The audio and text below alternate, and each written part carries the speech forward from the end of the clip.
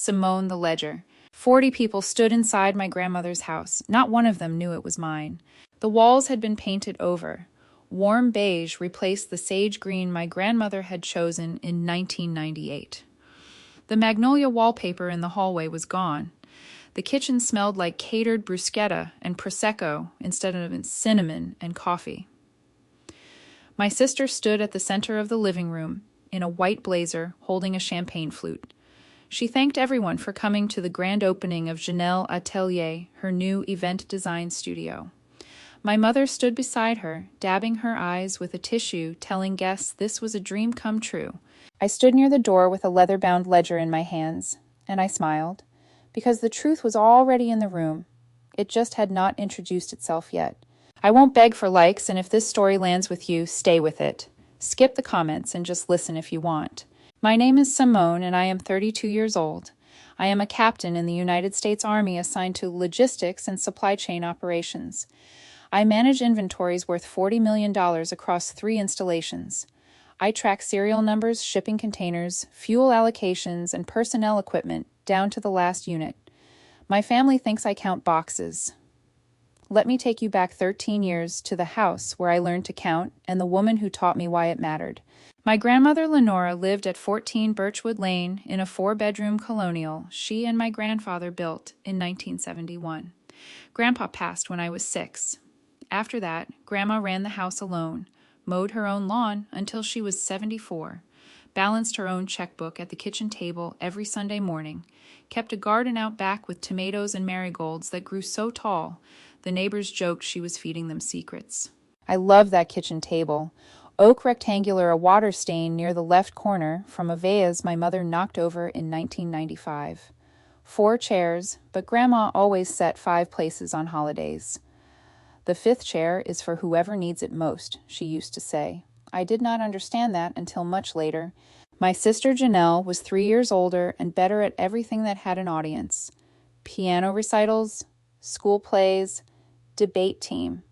My mother Clarice sat in the front row of every performance filming with a camcorder she bought specifically for Janelle's events. When Janelle won the regional speech competition at 15, my mother framed the certificate and hung it above the fireplace. When I won a math league trophy the same year, my mother said, "That's nice, Simone. Put it in your room." The rules were different for us. Janelle got piano lessons, $400 a month for 6 years. I got the instruction to sit quietly and turn pages when she practiced. Janelle got a car at 17. I got a bus pass and a suggestion to find a part-time job. When Janelle announced she wanted to study event management, my mother said, "You were born for this." When I told her I was thinking about the military, she looked at me over her coffee mug and said, "Well, at least they'll feed you." My father Warren sat at the end of the table during these conversations, eating his meatloaf, saying nothing. He was an electrician, retired early after a shoulder injury. Quiet man, good hands, careful eyes. He could rewire a house in 2 days, but he could not rewire a single conversation with my mother. Every time I looked at him for support, he gave me the same expression, a half nod, a tight mouth, something between apology and surrender. He never said the words. But my grandmother did. Grandma Lenora saw everything. She never argued with my mother directly. She did something quieter. She pulled me aside. I was 14 years old. I sat at her kitchen table and watched her balance her checkbook. She slid a brown leather ledger across the oak surface toward me. It was small, the size of a hardcover novel, with stitched binding, and my initials embossed on the bottom right corner. S.A.M. Simone Adele Mitchell. "What's this for?" I asked. "For counting," she said. "Counting what?" She looked at me over her reading glasses the same way she looked at her tomato plants when she was deciding which ones were strong enough to survive the frost. Everything. Money in, money out. Promises made, promises kept. A woman who tracks her own numbers will never be lost. I opened it. The pages were lined pale blue with a faint grid. It smelled like old paper and leather polish. I ran my thumb across the first blank page. "Write your name on the first line," she said. I did. Simone A. Mitchell. September 14th, 2013. "Bajai," she said. "Now everything that comes after has a witness." I did not understand the weight of that sentence then. I was 14. I thought she was teaching me bookkeeping. She was teaching me armor. She was giving me the one thing no one in my family ever expected me to have: a record. Janelle never got a ledger. Janelle got a $700 camera for her 16th birthday. My mother told the family, Janelle has vision. She sees the world differently. She looked at me peeling potatoes in the kitchen and added softer, as if it were a kindness, Simone is the practical one. Practical. That was the first version of the word they would use for the next 13 years. Practical, useful, reliable, not special, not gifted. Just the one who shows up, does the work, and never asks for applause. The evening I turned 18, I told my mother I had enlisted. She put down her fork, looked at Janelle, and said, "Well, I suppose someone in this family has to do something ordinary." My grandmother called me that night.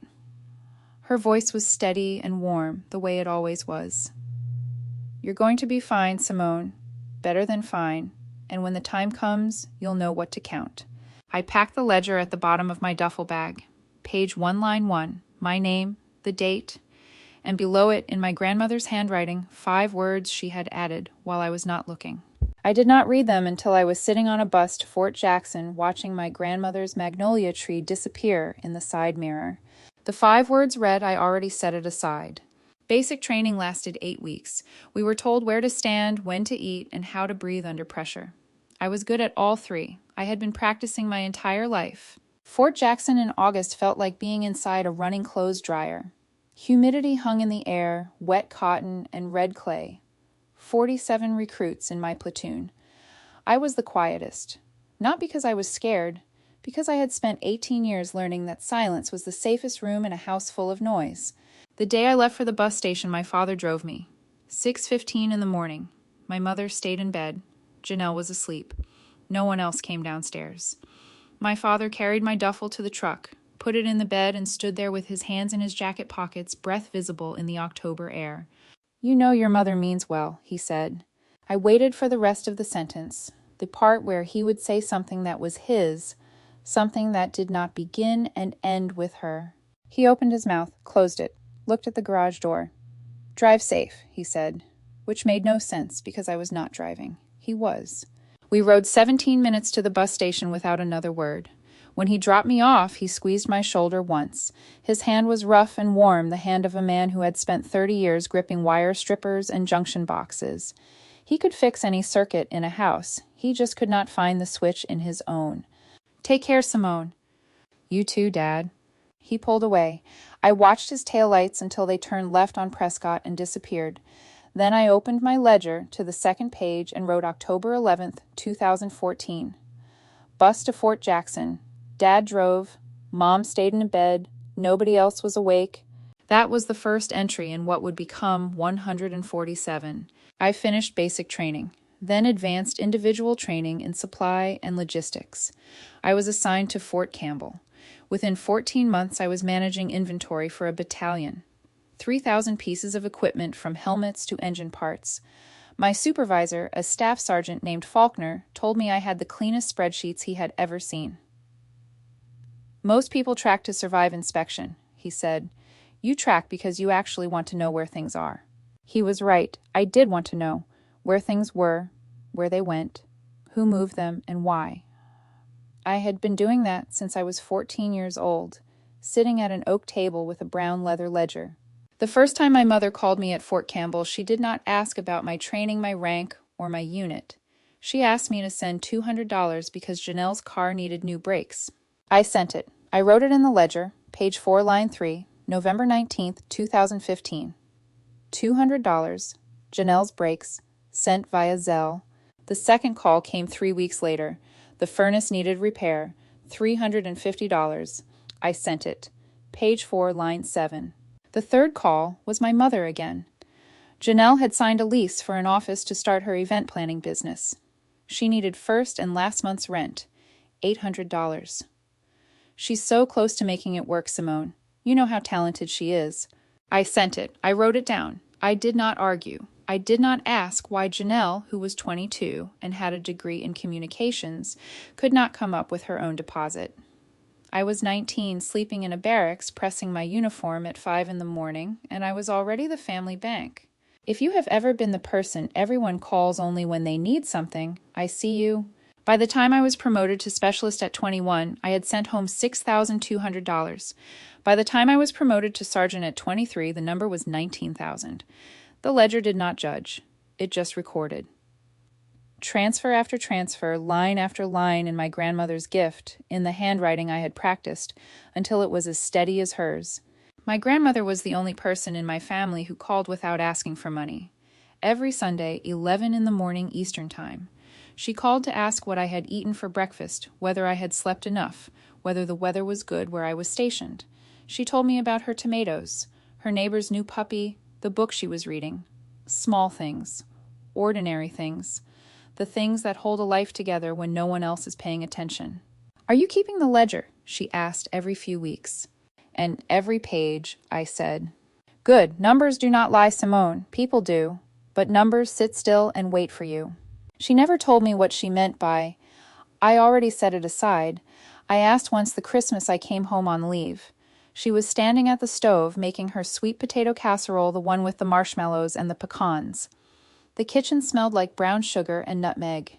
She wiped her hands on her apron, a white one, with blue cornflowers, and looked at me the way she always did, like she was reading a page only she could see. "When it matters," she said, "you will know." I let it go. She was my grandmother. She was allowed her mysteries. What I did not know was that while I was counting engine parts and shipping crates across 3 time zones, she was sitting at that same oak table across from a woman named Caitlin Nguyen.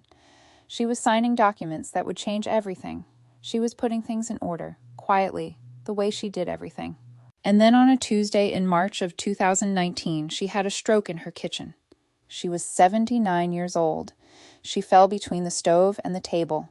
Mrs. Kessler next door found her 40 minutes later because the front door was unlocked and the kettle was screaming.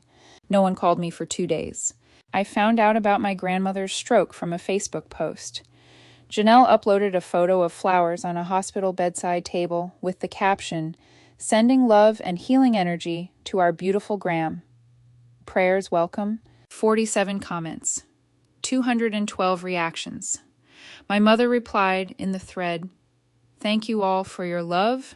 Family is everything." I was sitting in a supply depot in Fort Liberty, North Carolina, checking serial numbers on a shipment of field radios. My phone buzzed. I saw the photo. I read the caption. I read it again.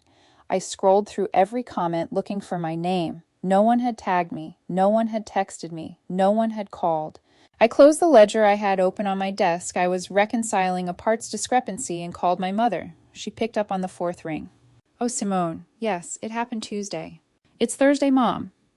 "Well, things have been hectic. Your sister has been handling everything. Is Grandma conscious? Can she speak? What did the doctors say?" "She's stable. They're monitoring. You don't need to come. She probably won't recognize anyone for a while." "I'm coming." "Simone, honestly, there is nothing you can do here. You'll just be sitting in a waiting room." "Your sister already brought her pajamas and her reading glasses." I booked a flight that night, used my own leave, paid $370 for a last-minute ticket. I wrote it in the ledger page, 22 line 9, March 21st, 2019. Flight to Syracuse. Grandma, stroke. Nobody called. When I arrived at the hospital, my grandmother was in a room on the 3rd floor. The blinds were half closed. A vase of grocery store carnations sat on the windowsill, the same ones from Janelle's photo. My grandmother lay on her back, smaller than I remembered, a thin blanket pulled up to her collarbone. Her hands rested on top of the blanket, still and pale, the hands that had pushed a leather ledger across an oak table 5 years ago. I sat down beside her, took her left hand. It was warm. "Grandma, it's Simone." Her eyes were closed. The monitor beeped in even intervals. A nurse passed in the hallway, shoes squeaking on the tile. Then her fingers tightened. Not much, just enough. And she said my name. Quiet cracked like a word spoken through a wall, but it was my name. Simone. Not Janelle, not Clarice, mine. I stayed for 3 days. My mother came once for 40 minutes. She brought a casserole for the nurses' station and told them, "We are so grateful for everything you do." She did not sit with my grandmother. She stood by the door, checked her phone, and told me Janelle was too busy to visit because she was finalizing a venue contract for a client. On my second day, a doctor named Dr. Aldrin sat with me in the hallway. He explained that my grandmother's stroke had affected her left hemisphere. Speech and memory would be impaired. She might recover partially, or she might not. Long-term care was likely. "Does she have an advance directive?" he asked. "I don't know. My mother would—" "We asked your mother. She said she wasn't sure." I flew back to base 3 days later. I called my mother and asked about Grandma's legal arrangements, power of attorney, health proxy, estate documents. My mother said, "Warren and I are handling all of that. You don't need to worry about paperwork, Simone. Just send your share for the medical bills when we figure out the numbers." My share. As if I had not already been sending my share of everything for 5 years. If someone in your family only contacts you when the bill arrives, drop the word ledger in the comments. I want to hear your story. Over the next 2 years, my grandmother moved to Lakeview Assisted Living. I transferred to Fort Hood, then Fort Liberty. I was promoted to first lieutenant, then captain. I managed supply chains across 3 installations, $40 million in equipment, fuel, and personnel resources. I completed a master's degree in logistics management through an evening program. I was recommended for an audit and compliance position at the Pentagon. My family knew none of this. My mother never asked about my rank. My father called twice a year, my birthday and Christmas, and both calls lasted under 4 minutes. Janelle did not call at all. As far as they were concerned, I was still a low-ranking soldier living in a barracks somewhere doing something with boxes. The Christmas of 2020, I came home on leave. My mother hosted dinner for 16 people, her book club, 2 neighbors, the Kesslers, from next door. During dessert, I overheard Clarice talking to Mrs. Kessler in the kitchen. They were standing by the refrigerator, voices low enough to be private, but loud enough to carry through the doorway. "And Simone," Mrs. Kessler asked, "what is she doing these days?" My mother laughed, softly, the way she laughed when she wanted to seem kind while saying something small. "Oh, you know Simone. She just counts boxes for the Army. Reliable girl, but she's never been the ambitious one. Not like Janelle. She just counts boxes." I was standing in the hallway, holding a plate of pecan pie. I set the plate down on the console table beside a framed photo of Janelle's college graduation. There was no photo from my commissioning. There was no photo of me at all. I did not confront her. I walked back to the dining room, finished my coffee, and helped clear the table.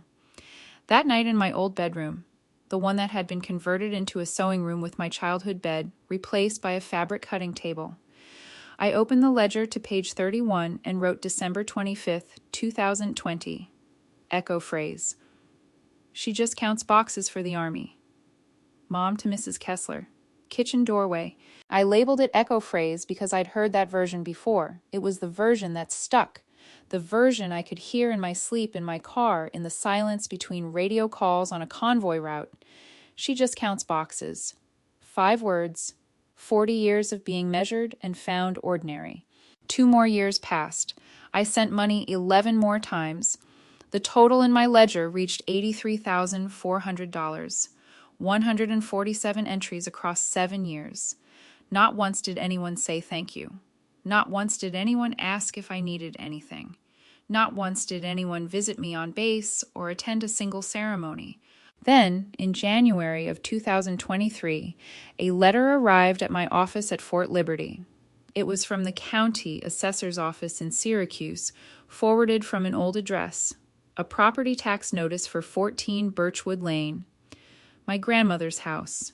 The owner listed on the notice was not my grandmother. It was Janelle Clarice Mitchell. I read the line twice, then a third time. I set the letter on my desk beside a requisition form for 412 ballistic plates. I stared at it until the fluorescent light above me started to hum.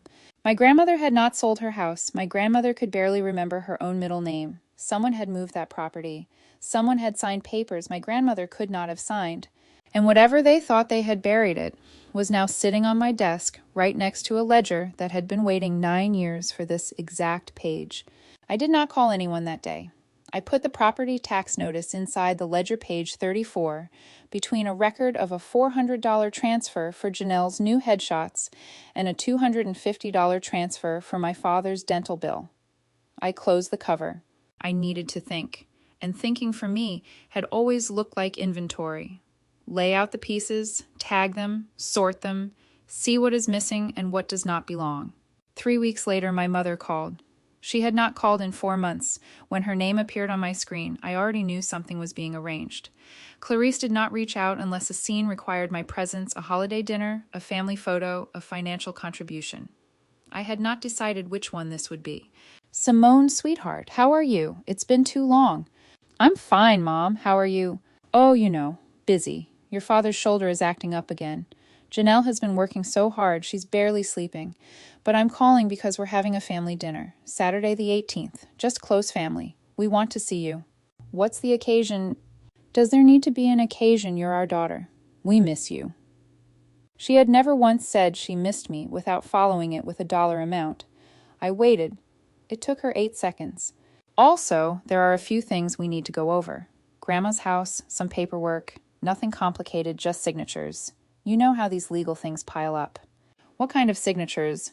Oh, Simone, I don't want to bore you with the details over the phone. It will be easier in person. I'll make the brisket you like. She had not made brisket for me since I was 16. She made brisket for company. I'll be there, I said. I requested a 3-day pass. Flew to Syracuse on my own dime, $280, page 35, line 2. I wore my service uniform because I had come directly from a briefing and had not packed civilian clothes. When I pulled into the driveway at 14 Birchwood Lane, the first thing I noticed was new landscaping.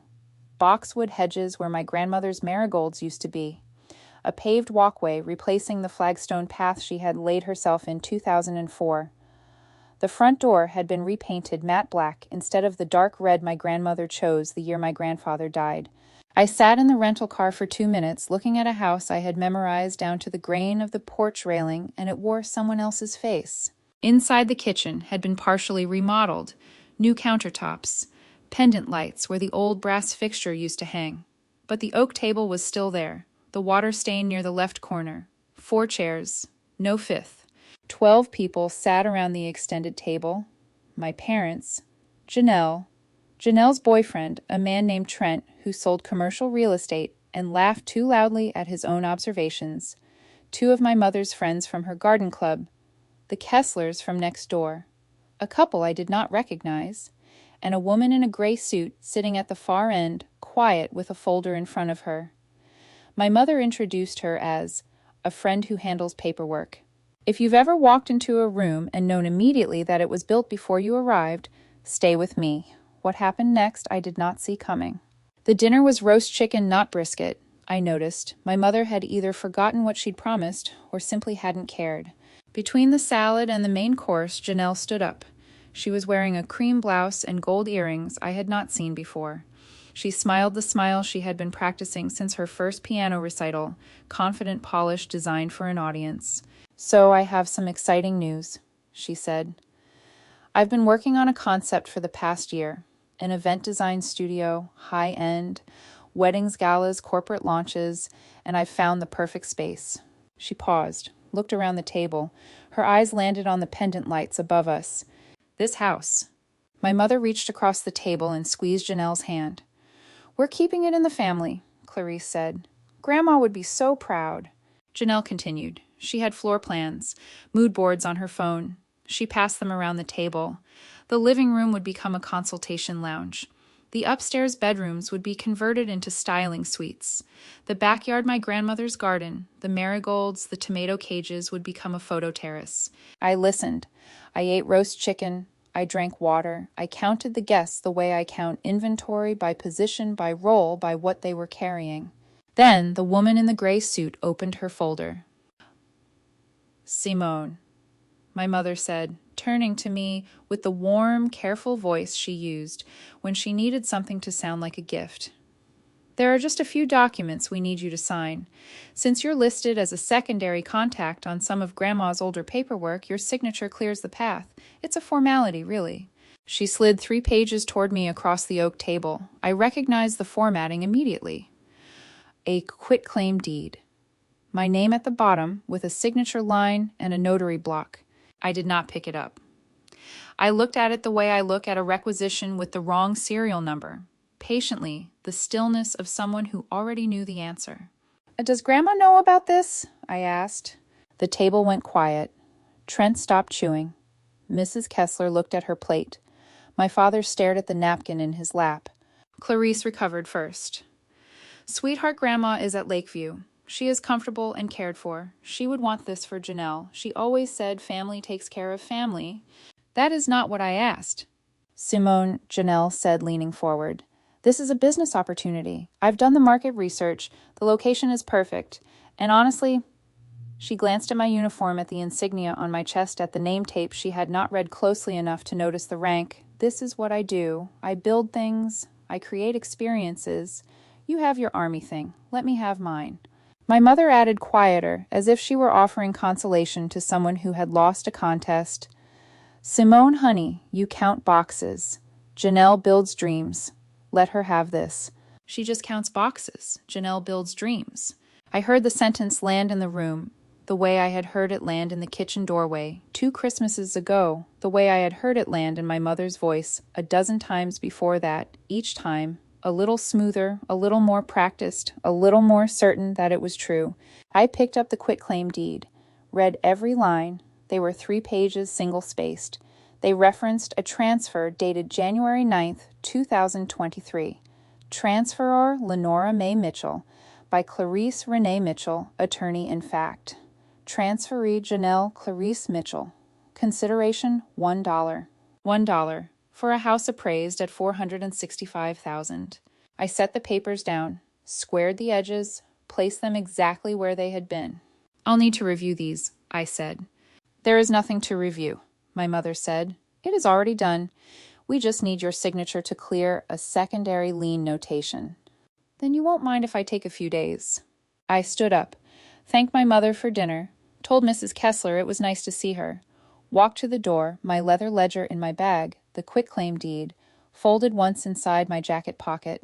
My father followed me to the porch. The motion light clicked on. Moths circled the bulb. The October air smelled like wet leaves and chimney smoke from 2 houses down. "Simone." I stopped, turned.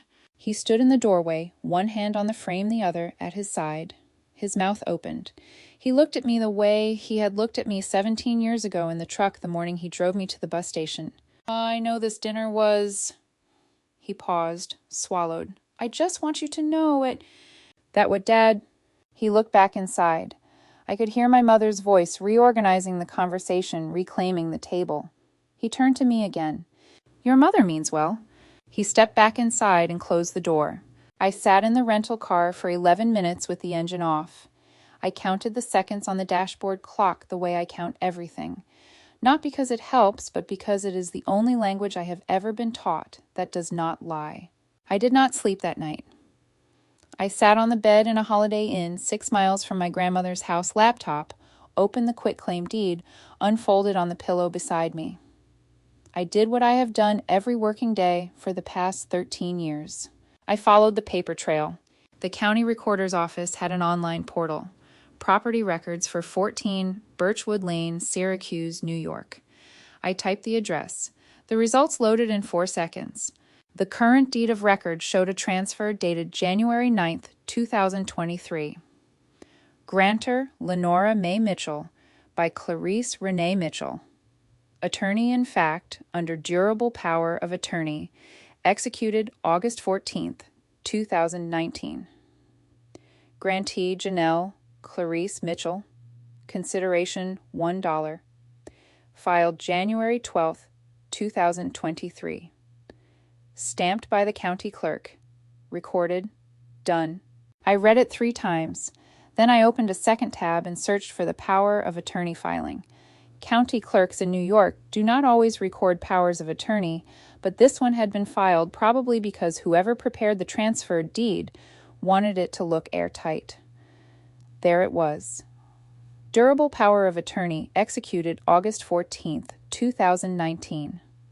Principal Lenora Mae Mitchell. Agent Clarice Renee Mitchell. August 14th, 2019. 5 months after my grandmother's stroke. 5 months after a woman who could barely say her own granddaughter's name allegedly sat down, understood a legal document, and signed authority over her entire estate to my mother. I pulled up the hospital admission record I had saved on my phone from the day I visited Grandma after the stroke. Dr. Aldrin's notes forwarded to me as next of kin contact because I had been the one who asked. Diagnosis: left hemisphere ischemic stroke.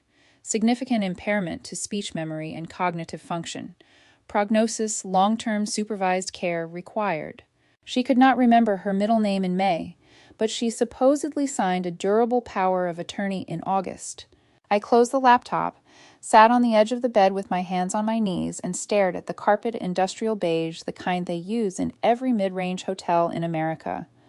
A car passed outside. The ice machine hummed through the wall. For 7 years I had sent money without asking where it went. 147 transfers, $83,400. Every line in the ledger felt like a small act of faith. Faith that my mother would spend the money on the family faith, that Janelle needed it more than I did. Faith that Birchwood Lane was safe because my grandmother had built it, because she was careful, because she had a plan. I picked up the ledger from the nightstand, held it in both hands. The leather was soft, now worn at the corners, the stitching along the spine loose in 2 places. I opened it to the last entry page, 35, line 2. Flight to Syracuse, $280. Below it, blank lines. Waiting. I turned back to page 1. My name in a 14-year-old's handwriting. September 14th, 2013. And below it, my grandmother's 5 words. I already set it aside. Set what aside? I called my Aunt Francine at 9:14 in the morning. I had not spoken to her in over a year. She lived alone above her bookshop in Ithaca. The store underlined sold used novels and held poetry readings on Thursday nights. My mother referred to Francine as the family eccentric, or when she was feeling generous, your father's interesting sister. Francine had never been married and never had children. She never joined the garden club or went to Janelle's recitals. She sent me a book every Christmas with a handwritten note inside the front cover. She was the only person in my family who had ever asked me what I was reading. Simone, she said when she picked up. No surprise in her voice, no confusion, just my name said like a bookmark she had been holding in place for years. Aunt Francine, I need to ask you something about Grandma's house. Silence. 3 seconds. Then, I've been waiting for this call. She told me everything. In 2018, a full year before the stroke, my grandmother Lenora sat down at her oak kitchen table with a woman named Caitlin Nguyen. Caitlin was a real estate attorney based in Ithaca. Francine had introduced them. Lenora was 78 years old, sharp mobile, reading 2 books a week. She was not sick. She was not scared. She was planning. Your grandmother knew, Francine said.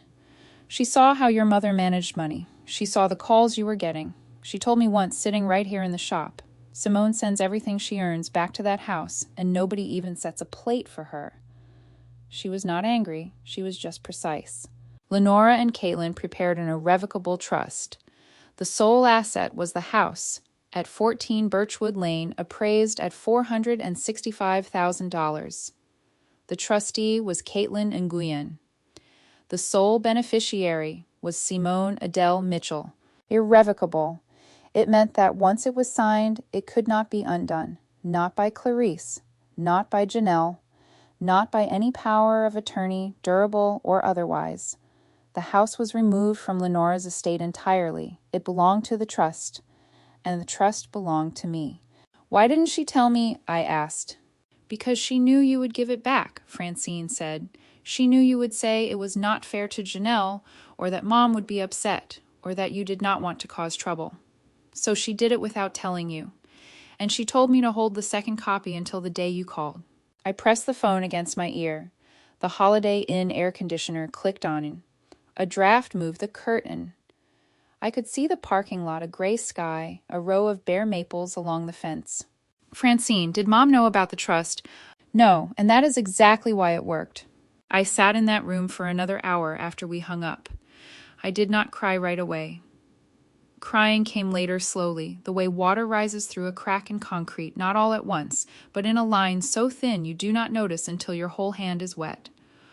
I cried for the woman who sat at an oak table and signed my name into a document I did not know existed. I cried for the 14-year-old who thought a ledger was just a notebook.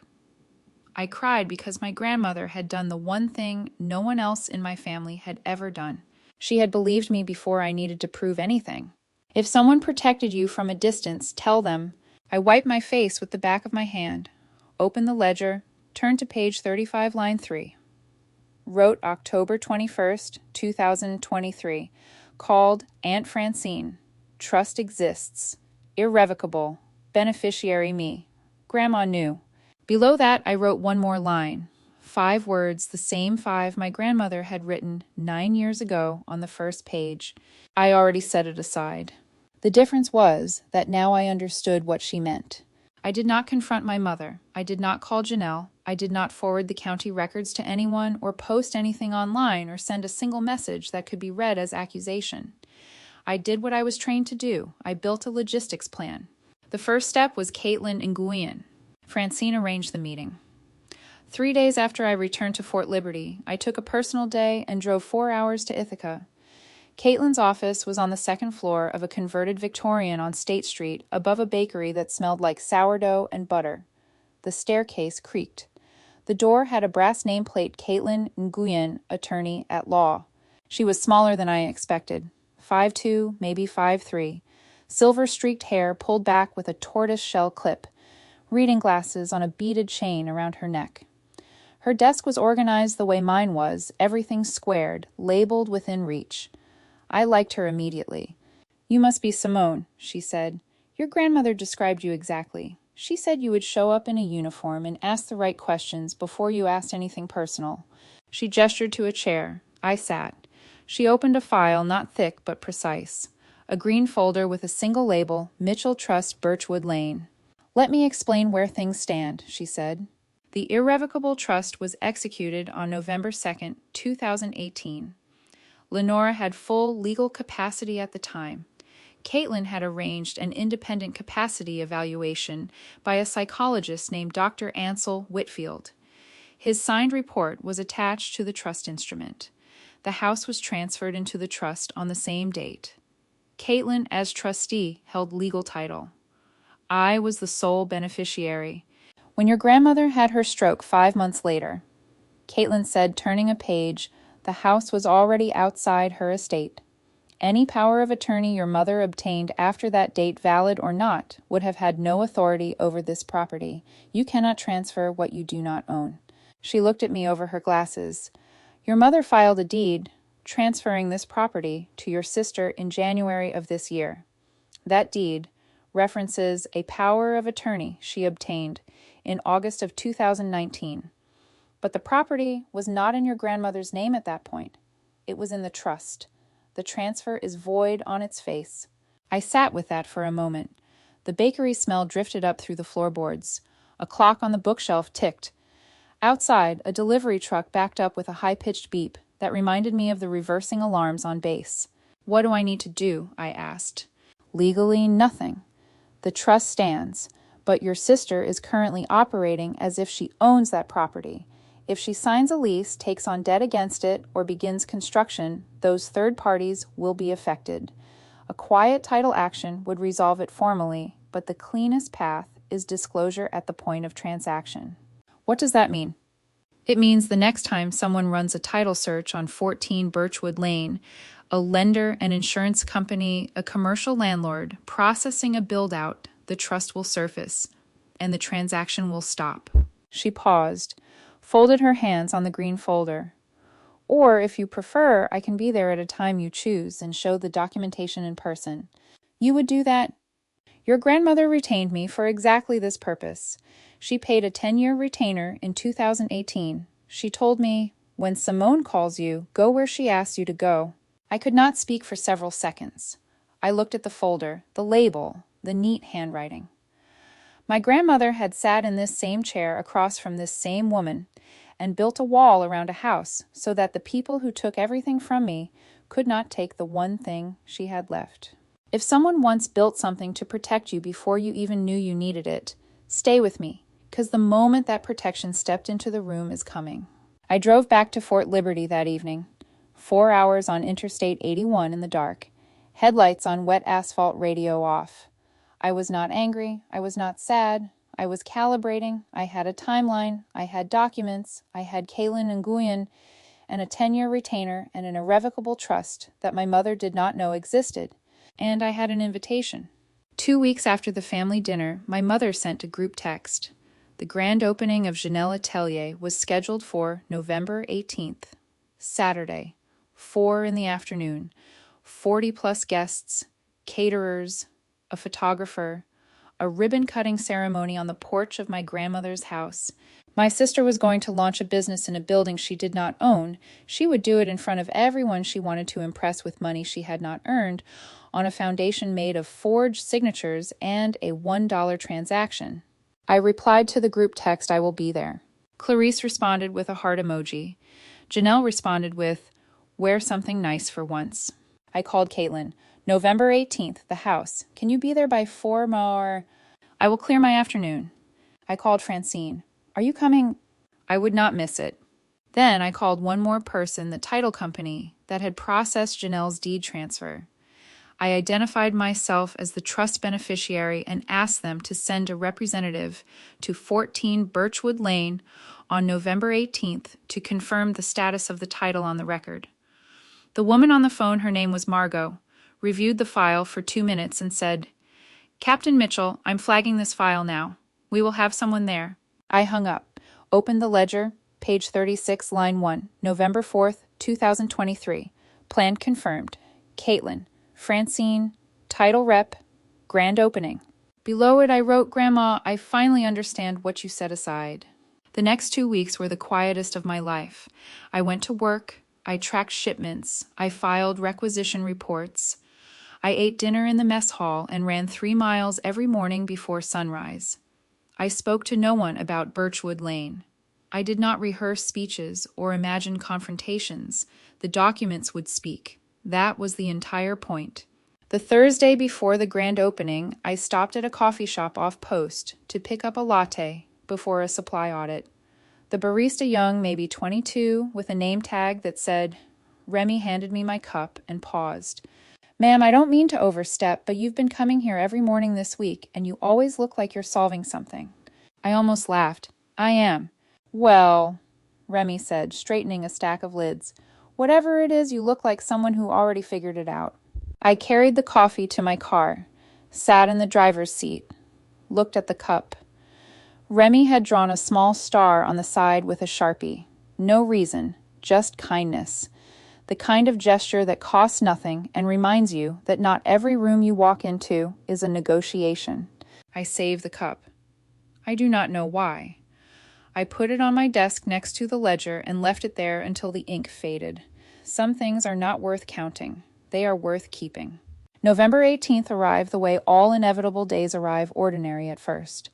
I woke at 5:30, ran my 3 miles in the dark, showered, packed a bag. I wore civilian clothes, a navy blazer, white blouse, dark trousers, flat shoes. No uniform. I was not there as Captain Mitchell. I was there as Simone, the granddaughter, who had been taught to count. I put the ledger in my bag. Brown leather, soft at the corners, the stitching along the spine held together by 9 years of careful handling. I did not pack anything else that mattered. Everything I needed was in that book and in a green folder being carried by a woman driving down from Ithaca. The flight from Fayetteville to Syracuse took 2 hours and 14 minutes. I rented a car at the airport, a gray sedan that smelled like pine air freshener and industrial upholstery. I drove the familiar route along Route 81, past the strip malls and the car dealerships, and the billboard for a personal injury lawyer that had been there since I was 12. The sky was overcast, low clouds, pressing down on the city like a lid on a pot. The trees along Birchwood Lane had dropped most of their leaves. The gutters were full of wet maple and oak brown and gold and rust, the colors of a season that had already decided to end. I parked 3 houses down from number 14. From the car, I could see the transformation. White fairy lights strung along the porch railing. A banner above the front door, Janelle Atelier, where every moment becomes a masterpiece. A sandwich board on the sidewalk with the same logo, hand-lettered in rose gold script. The boxwood hedges had been trimmed into perfect spheres. 2 catering vans idled in the driveway. A photographer moved between them, adjusting a lens. My grandmother's magnolia tree was still in the front yard. It had lost its flowers months ago, but the branches held their shape wide, patient, the kind of tree that does not hurry. She planted it the year my grandfather died. She told me once that she chose a magnolia because it blooms before it grows leaves. It shows you what it is before it shows you what it has, she said. I sat in the car for 7 minutes, not because I was nervous, because I was giving myself the space to feel what I was about to walk into. This was my grandmother's house, the kitchen where she taught me to count, the table where she slid a leather ledger across the oak surface and changed the direction of my life, the porch where she sat on summer evenings with a glass of sweet tea and a crossword puzzle calling out clues to anyone who would listen, the garden where her tomatoes grew so tall the neighbors joked she was feeding them secrets. Now it had pendant lights and a logo. A ribbon waited to be cut by a woman who had acquired it for $1. I got out of the car. The house was already full when I walked in. 43 people by my count. I counted them the way I count everything, not to control, but to know. My mother stood near the kitchen island in a burgundy wrap dress holding a glass of white wine. She was laughing with Mrs. Kessler and a woman I did not recognize. My father sat on a folding chair near the back wall, holding a plate of appetizers. He was not eating, watching the room, the way he always watched rooms present, but unclaimed. Janelle was in the center of everything. She wore a white blazer and cream trousers. Her hair was styled in loose waves. She held a champagne flute in one hand and a wireless microphone in the other. She looked exactly like what my mother had always wanted her to be: visible, polished, the kind of woman you photograph for a brochure. Trent stood beside her, one hand on her lower back, nodding at everything she said, as if each word were a stock he was considering buying. I moved through the room quietly, said hello to Mrs. Kessler, who patted my arm and said, "It's so nice to see you, dear. Your mother says you've been so busy with work."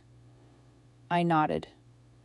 Shook hands with 2 of Janelle's business contacts, a florist named Donna and a wedding photographer named Colton, took a glass of sparkling water from a catering tray, stood near the window in the living room, the same window my grandmother used to open on spring mornings because she said the house needed to breathe. "Simone, you came."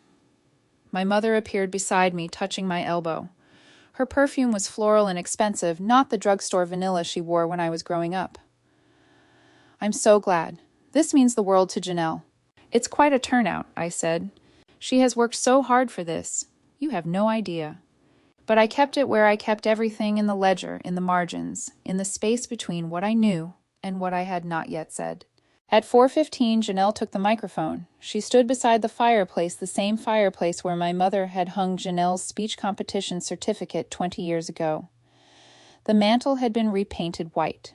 A row of small succulents in ceramic pots sat where the family photos used to be. "Thank you all for being here," Janelle said.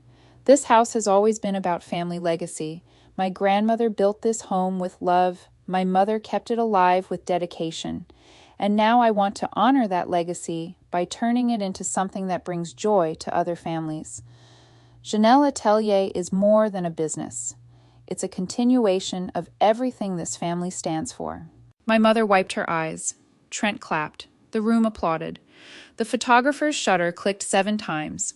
I stood by the window and counted the lies in that paragraph. 4. But who was counting? If you've ever watched someone build a monument on a foundation, they stole type truth in the comments. After the speech, guests mingled. Janelle led tours of the upstairs. The styling suites had been bedrooms. My bedroom. The one with the sloped ceiling where I read Nancy Drew novels under a quilt my grandmother made from old tablecloths. Now it had a vanity with Hollywood lights and a rack of sample gowns. I stayed downstairs. I stood near the oak table pushed against the wall to make room for a catering station. The water stain near the left corner was hidden under a white tablecloth, but I knew it was there. I had memorized that stain the way I memorized serial numbers on supply crates by touch repetition, and the small discipline of noticing when no one else did. At 4:32, the front door opened. 2 women stepped inside. The first was my Aunt Francine, tall, silver-haired, wearing a charcoal coat and flat boots. She carried nothing but a small clutch purse and the expression of a woman who had been waiting 3 years for this afternoon. The second was Caitlin Nguyen, gray suit, tortoiseshell glasses, a green folder under her arm. Nobody in the room knew who she was. Nobody turned to look. They watched Janelle pose for photographs by the ribbon on the porch. Scissors in hand, her smile looked as bright and engineered as the fairy lights above her. Caitlin caught my eye across the room. She nodded once, the smallest movement. The kind of nod you give a colleague before an audit begins, professional, measured, ready. I set down my sparkling water. I rested my hand on the leather ledger in my bag, and I waited for my sister to finish cutting a ribbon on a house that had never belonged to her. The ribbon fell in 2 pieces. The photographer captured it. The room clapped. Janelle raised her champagne flute and said, "To new beginnings." 43 glasses lifted. Mine was sparkling water. Francine held nothing. Caitlin's hands were on the green folder. The applause was still settling when Mrs. Kessler turned to a couple standing near the catered appetizer table, the florist Dana and her husband, and said, in the bright conversational tone of a woman making small talk at a party she was enjoying, "Janelle has always been the creative one. The other daughter, Simone, she's sweet, but she just counts boxes somewhere. Army, I think." She did not say it with malice. She said it the way someone relays a weather report, casual and certain, because she trusted the person who told her. And her source had always been my mother. I heard every word. So did Francine. Francine looked at me across the room. I gave her the same nod Caitlin had given me 10 minutes earlier. Not yet. Janelle set down her champagne and picked up the microphone again. "Before we continue the tour, I want to share something personal." She placed one hand over her heart. "This house was my grandmother's. She poured her soul into every corner of it. When she became ill, our family had to make difficult decisions. My mother stepped in. She held things together, and now with this studio, I am honoring Grandma Lenora's vision, a home that brings people together." My mother pressed a tissue to her eye. 2 guests murmured approval. Trent put his arm around Janelle. The photographer circled for a better angle, and then the front door opened one more time. A woman I had not seen before stepped inside. Short brown hair, navy blazer, a leather portfolio under her arm. She paused in the entryway, scanned the room, and found me. She extended her hand. "Captain Mitchell, I'm Margot Calloway, Fidelity Title Associates." She said it at a normal volume, in a room where someone had just finished a speech about legacy and vision. A title company representative, introducing herself by rank and surname, pulled a low-volume fire alarm. It was not loud enough to cause panic, but it was loud enough to make everyone stop chewing. Janelle lowered the microphone. "I'm sorry, who are you?" Margot opened her portfolio. "I'm with Fidelity Title. We processed the deed transfer for this property in January of this year. I'm here at the request of the trust beneficiary to confirm the current status of the title on record." My mother stepped forward. "There must be a mistake. The title was transferred to my daughter Janelle months ago. Everything was filed. We have the paperwork." "Mrs. Mitchell, the deed you filed references a power of attorney executed in August of 2019. However, the property at 14 Birchwood Lane was conveyed into an irrevocable trust in November of 2018, 9 months before that power of attorney was created. The trust removed the property from your mother's estate. Any subsequent transfer would require the trustee's authorization." She paused, looked at her file, looked up. No such authorization was given. "The transfer recorded in January of this year is void. The property is held in an irrevocable trust. The sole beneficiary is Simone Adele Mitchell." The room did not gasp. Rooms in real life do not gasp. What happened was slower and worse. A silence moved through the crowd, the way cold air moves through an open door, starting at the edges and pressing inward until everyone felt it. Donna the florist set down her appetizer plate. Colton the photographer lowered his camera. Trent removed his arm from Janelle's waist, as if he had just realized he was standing on someone else's property. Which he was. Janelle turned to my mother. Her face did not crumble. It rearranged. The performance fell away in layers. The smile first, then the composure, then the certainty. What remained was the expression of a woman who had just discovered that the stage she was standing on had no floor. "Mom?" Janelle's voice was low, controlled, but the control was cracking at the edges. You told me Grandma agreed. You told me the house was free and clear. You told me you had legal authority. I did have authority. I was her power of attorney. The power of attorney was executed 5 months after a debilitating stroke, Caitlin Nguyen said, stepping forward. She did not raise her voice. She did not need to. She opened the green folder and held it so both Janelle and Clarice could see. I prepared the irrevocable trust in November of 2018 at your mother's request. She was evaluated by an independent psychologist, Dr. Ansel Whitfield, who certified her full legal capacity at the time of execution. The trust has been valid and enforceable since that date. She closed the folder. I am the trustee. I was retained by Lenora Mitchell for this specific purpose. The property has never left the trust. Clarice looked at the folder, looked at Caitlin, looked at me. Her mouth opened. For the first time in my life, I watched my mother search for a sentence and come up empty. Janelle filled the space. You used a forged power of attorney. You signed Grandma's name on documents she couldn't understand, Mom.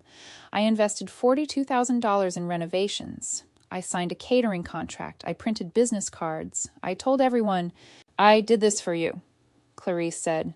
Her voice had shifted higher, thinner, the scaffolding starting to bend. Everything I have ever done has been for you, for this family. Your grandmother wasn't thinking clearly when she signed that trust. She was manipulated. Francine probably... Lenora was evaluated by a licensed psychologist 9 months before her stroke, Caitlin said. The report is notarized and filed with the trust instrument. I have a copy here. Clarice turned to me. Simone, sweetheart, you cannot do this to your sister. Family doesn't keep score. I looked at her, at the burgundy wrap dress, at the tissue she was still holding, at the woman who had called me practical, who had told the neighbors I counted boxes, who had asked me to sign a quitclaim deed, at a dinner table so her favorite daughter could build a dream on a lie. You're right, Mom, I said. I don't keep score. I reached into my bag and pulled out the leather ledger, set it on the oak table, the same table where my grandmother had first pushed it toward me. The white tablecloth bunched underneath it. The water stain was still there, hidden, but visible like the family's secrets tucked out of sight.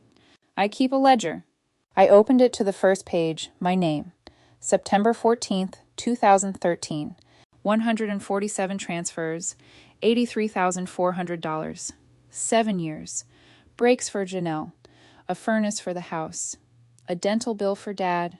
Headshots for Janelle. A deposit for Janelle. A down payment for Janelle. Holiday expenses, medical co-pays, grocery runs. Every time you called, I sent money. Every time I sent money, I wrote it down. I turned the pages, slowly. The room was silent except for the sound of paper moving against paper. Not once, I said, did anyone say thank you? Janelle stared at the ledger.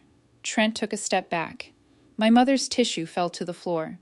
My father stood up from his folding chair near the back wall. He did not speak. He walked to the window. He placed one hand on the glass and looked out at the magnolia tree. His reflection stared back at him, a man who had spent 30 years choosing silence, now standing in a room where silence had finally run out of places to hide. She just counts boxes, I said. That is what you told Mrs. Kessler. That is what you told the neighbors. That is what you told yourselves every time you cashed a transfer from a woman you never visited, never called, never asked about. I closed the ledger. Yes, I count boxes. I also count signatures, transactions, and lies, and every single one of them is in this book. I picked up the ledger, held it at my side, looked at my mother, then my sister, then the 43 people standing in a house that had just changed ownership in front of their eyes. The trust stands, Caitlin said quietly. I will be filing a formal notice with the county recorder on Monday. Any parties with financial exposure related to the void transfer should consult independent counsel. Nobody moved. Nobody spoke. The catering staff stood frozen by the kitchen island. The photographer had put his camera in his bag. The fairy lights on the porch blinked on and off through the window, the only thing in the room still performing. The guests left in groups of 2 and 3, the way people leave a room, after something breaks and apologies won't put it back together. Donna the florist collected her business cards from the welcome table and put them in her purse without saying goodbye. Colton, the photographer, shook Janelle's hand once quickly, the way you shake hands with someone you are already planning to forget. Trent was the first to leave entirely. He kissed Janelle on the cheek, said something about needing to check on a property listing, and walked to his car without looking back. His engine started before the front door had fully closed. Mrs. Kessler lingered. She stood near the kitchen island, holding her coat, looking at me with an expression I had not expected, not pity, not judgment, but recognition. It was the look of someone who had just realized she'd been repeating another woman's lie for so many years. "Simone," she said quietly, "I didn't know." "I know you didn't, Mrs. Kessler." She nodded, buttoned her coat, touched my arm the same way she had touched it 2 hours earlier, but this time the gesture carried weight. Then she left, and the house was almost empty. What remained was my family. Clarice sat at the oak table. The white tablecloth had been pulled sideways during the reveal, and the water stain near the left corner was fully visible now, dark against the pale wood like an old bruise. She had stopped crying. Her face was dry, her hands flat on the surface, her eyes fixed on a point somewhere between the salt shaker and the edge of the table. She looked like a woman inspecting a run-down building she'd just learned was condemned. Janelle stood by the fireplace. Her white blazer had a small stain on the cuff prosecco, probably from when her hand had trembled during the reveal. She had taken off her earrings and was holding them in her fist, the gold pressing small marks into her palm. She was not looking at me. She was looking at our mother. $42,000, Mom, Janelle said. I put $42,000 into this house. Contractors, electricians. The catering deposit alone was $3,800. You told me the deed was clean. You told me Grandma signed everything before she got sick. You told me. I did what was best for this family, Clarice said. But the sentence had no engine behind it. It came out, flat mechanical, a phrase that had been used so many times it had worn through to nothing. You forged a power of attorney, Janelle said. That is not best for anyone. That is fraud. Don't you dare use that word with me. I am your mother. I kept this family together for 35 years. I managed the bills. I maintained the house. I drove your grandmother to every appointment. Where was Simone? Where was Francine? I was here. Every day, I was here. You were here spending my money, I said. I did not raise my voice. I said it the way I say inventory discrepancies during a review factually with the documentation already open. Clarice looked at me. For 1 second, something moved behind her eyes. Not guilt, not shame, something older. The flicker of a woman who had spent decades building a version of reality so complete that even she had started to believe it and who was now watching it come apart at the seams. You don't understand what it costs to hold a family together, Simone. $83,400, I said. That is what it cost me. It's in the ledger. Every dollar, every date, every reason you gave me for why you needed it. My father had not moved from the window. His hand was still on the glass. The magnolia tree outside was bare, its branches dark against the November sky. I watched his reflection in the window. I waited for him to turn around to say the thing he had been swallowing for 30 years. He did not turn, but he spoke, quietly, without removing his hand from the glass. I should have said something. 5 words, not an apology, not a defense, not, your mother means well.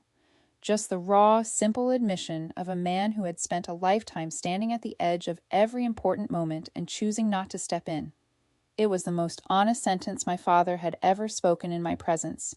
It was also not enough. But I wrote it down later in the ledger because even incomplete truths deserve a record.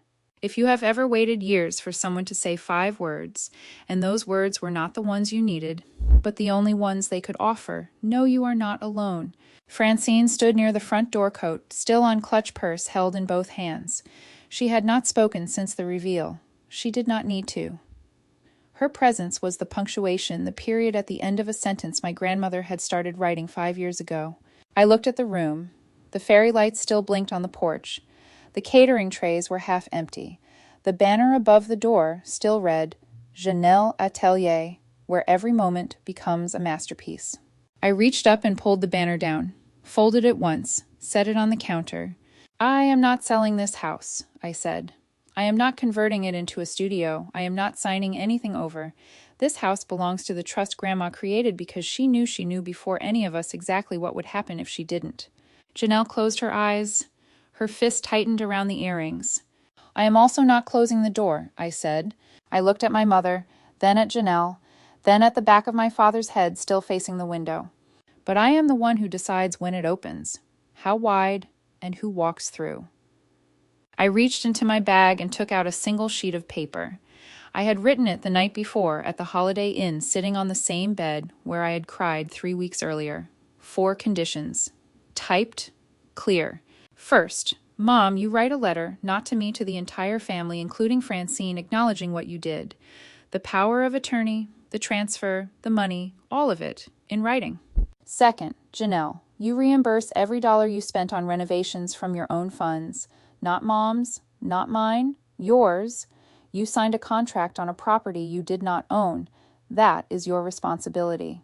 Third, family therapy, 6 months minimum, with a licensed therapist, not Pastor Dave, not a friend, a professional. Fourth, no one contacts me through anyone else, no intermediaries, no Trent, no Mrs. Kessler. If you want to talk to me, you call me directly. I placed the paper on the oak table next to the water stain. These are not punishments, I said. They are conditions. If you meet them, the door opens. If you don't, it stays where it is. Either way, I will be fine. I have been fine for 13 years without this family's approval. I can be fine for 13 more. Clarice stared at the paper. Janelle opened her eyes. My father's hand slid off the glass.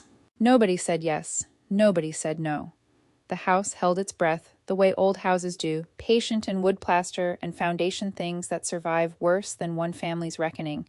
I picked up my bag, touched the oak table, once my palm flat against the surface, the way my grandmother used to rest her hand there before standing up from her Sunday checkbook. Then I walked to the door where Francine was waiting. We left together. The magnolia tree stood between us and the street bare and steady. Francine linked her arm through mine. Her coat smelled like lavender and old paperbacks. She would be proud of you, Francine said. She was always proud of me, I said. She just made sure to write it down. 3 months passed. Winter settled over Syracuse the way it always does, slowly at first, then all at once, until the streets were lined with gray snow and the sky looked like the inside of a wool blanket. The magnolia tree in the front yard stood bare and patient, its branches holding the shape of something that would bloom again when it was ready. I moved into my grandmother's house on the first Saturday of December. Francine helped. She drove up from Ithaca with a carload of things. She said I needed: a French press, a set of linen dish towels, 3 novels, and a small ceramic pot with a basil plant. She placed the pot on the kitchen windowsill without asking where I wanted it. Lenora always had something growing in that window, she said. Basil is hard to kill, like you. The house was different now. Janelle's renovations were still visible, the pendant lights, the new countertops, the upstairs vanity with the Hollywood bulbs. I did not tear them out. I left them. They were part of the story now, and stories do not get cleaner by pretending certain chapters did not happen. But I put things back where they belonged. The family photos returned to the mantel. The magnolia wallpaper in the hallway. I found a roll of it in the basement, wrapped in plastic, labeled in my grandmother's handwriting, spare. 1998. I hung it myself on a Sunday afternoon. Francine read aloud from a novel about a woman who sailed alone across the Atlantic. The 5th chair came back to the kitchen table. I found it in the garage behind a stack of storm windows. One leg was loose. I tightened it with a wrench from my grandfather's toolbox. The oak table sat in its place, the water stain near the left corner, 4 chairs and 1 extra for whoever needs it most. On Sunday mornings, I made French toast. My grandmother's recipe, thick brioche, a splash of vanilla cinnamon that I kept in the same tin. She used the one with the faded rooster on the lid. I set 2 plates, one for me, one for Francine, who drove up most weekends now and stayed in the guest room that used to be Janelle's styling suite. Pebble, my grandmother's gray tabby, who had been living with Mrs. Kessler since Grandma went to Lakeview, came home. She slept on the 5th chair, curled in a circle, as if she had never left. If you are still here, I want to talk to you. Not as a narrator, but as someone who sat where you might be sitting right now. Janelle did not call for 6 weeks. When she finally did, it was short. She said she was looking into therapists. She did not apologize. She did not ask about the house. She said, "I'm trying Simone." I said, "I know." That was enough for now. My mother sent a letter in January. It was 3 pages, handwritten on stationery I had never seen before. Plain white, no monogram, no garden club letterhead. It was not the letter I had asked for. It was not addressed to the whole family. It was addressed only to me, and it spent 2 of its 3 pages explaining why everything she did had been motivated by love. But on the last page in handwriting that wobbled at the edges, she wrote, "I should not have called you the practical one, as if that were a small thing. You were never small.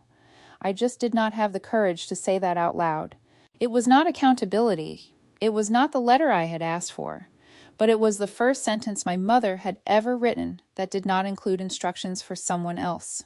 I put it in the ledger, page 37, not as a transaction, but as a record. My father sent a text message every Sunday, never more than 1 line. "How is the house? Did it snow? The magnolia will bloom in April." He did not visit, he did not call, but he did not stop sending the messages either. Every Sunday, 11 in the morning, the same time my grandmother used to call me. I did not know if that was a coincidence. I chose to believe it was not. The ledger sat on the kitchen table most days, open to the last written page, page 37. Below my mother's letter entry, I had written 1 line, December 7th, 2023. Moved into 14 Birchwood Lane. Grandma's basil in the window. 5th chair fixed. Pebble home. Below that, the pages were blank.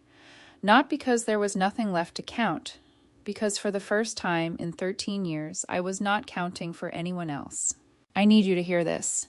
If you have spent years being the reliable one, the practical one, the one who sends money and shows up and never asks for applause, your silence is not weakness, but your silence is also not a life sentence. You are allowed to say, "This is where my generosity ends and my life begins." You do not have to burn the bridge. You just have to decide who gets to cross it.